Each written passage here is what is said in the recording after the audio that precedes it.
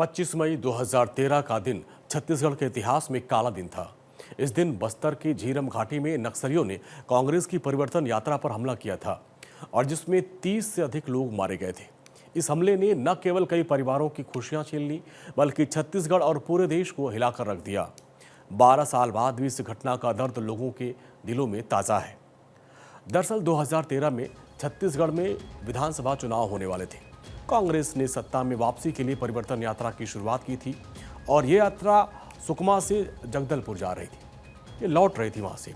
झीरम घाटी में नक्सलियों ने घात लगाकर हमला कर दिया और इस हमले में कांग्रेस के कई बड़े नेता और कार्यकर्ता मारे गए। नक्सली हमले में कांग्रेस के कई बड़े नेताओं के साथ साथ कई जवान शहीद हो गए और जिसमें महेंद्र कर्मा नक्सलवाद के खिलाफ बहुत मजबूती से लड़ने वाले नेता थे। नंद कुमार पटेल छत्तीसगढ़ कांग्रेस के तत्कालीन अध्यक्ष थे। नंद कुमार पटेल का बेटा धीरज पटेल जो राजनीति में अब नया कदम रख रहा था। विद्याचरण शुक्ल पूर्व केंद्रीय मंत्री और वरिष्ठ कांग्रेसी नेता थे, वो भी शहीद हो गए। उदय मुदलियार कांग्रेस के एक और नेता। इसके अलावा कई और कार्यकर्ता सुरक्षाकर्मी शहीद हुए। यह हमला इतना भयावह था कि जंगल में गोलियों की आवाज और खून के रंग में धरती रंग नजर आई। आज भी लोगों को ये जो मंजर है रुला देता है। नक्सलियों ने इस हमले को अंजाम देकर लोकतंत्र और विकास पर हमला किया था और इस हमले का मुख्य साजिशकर्ता नक्सली नेता बसवा राजू था, जो उस समय नक्सलियों की सैन्य इकाई का प्रमुख था और उसने इस बड़े राजनीतिक नरसंहार की योजना बनाई थी। 12 साल बाद, 12 साल 4 दिन पहले यानी करीब 21 मई को सुरक्षा बलों ने बसवा राजू को ढेर कर दिया था। वो खबर हमने आपको बताई थी। झीरम घाटी हमले में परिजनों को खोने वाले परिवार आज भी उस दिन को याद करके रो पड़ते हैं। उनके लिए ये दुख भूलना काफी मुश्किल है। शहीदों के परिवारों का कहना है कि भले ही समय बीत गया हो, लेकिन उनकी आंखों में उस दिन की तस्वीरें आज भी ताजा है। वहाँ पे घटना घटी है, हमारे नेताओं को नाम पूछ के मारा गया है। इसके पहले नक्सली घटनाएं जितनी भी हुई हैं, जो हम देखते हैं, सुनते हैं, उसमें कभी भी नाम पूछ के नहीं मारा गया है। उसमें तो सीधा आईडी ब्लास्ट कर दी जाती है, फायरिंग होती है, बम फेंके जाते हैं और व्यक्ति मारा जाता है और उन लोग दहशत आतंक फैला के चल देते हैं।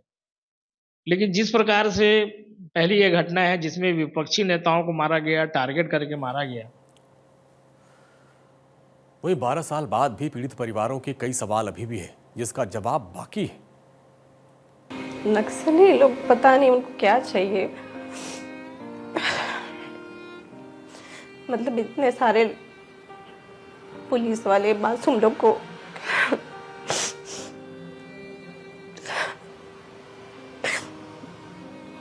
क्यों मारते हैं, कुछ समझ नहीं आता।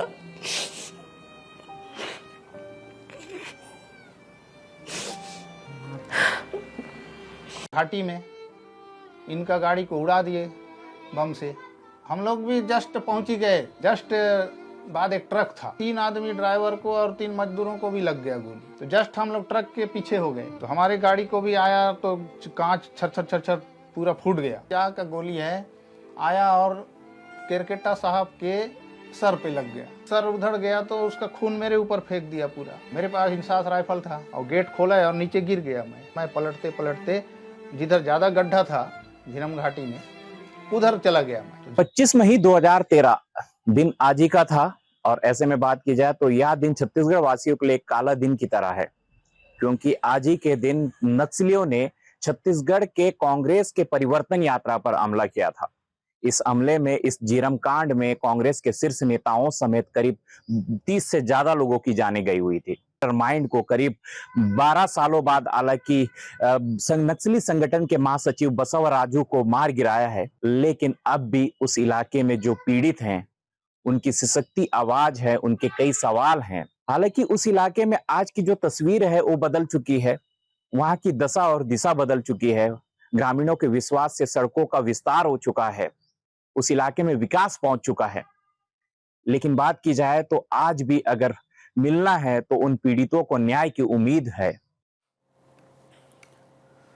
हालांकि छत्तीसगढ़ में विकास हुआ है, नक्सलवाद के खिलाफ लड़ाई में प्रगति आई है, लेकिन शहीदों के परिवार का दर्द अभी भी वैसा ही है।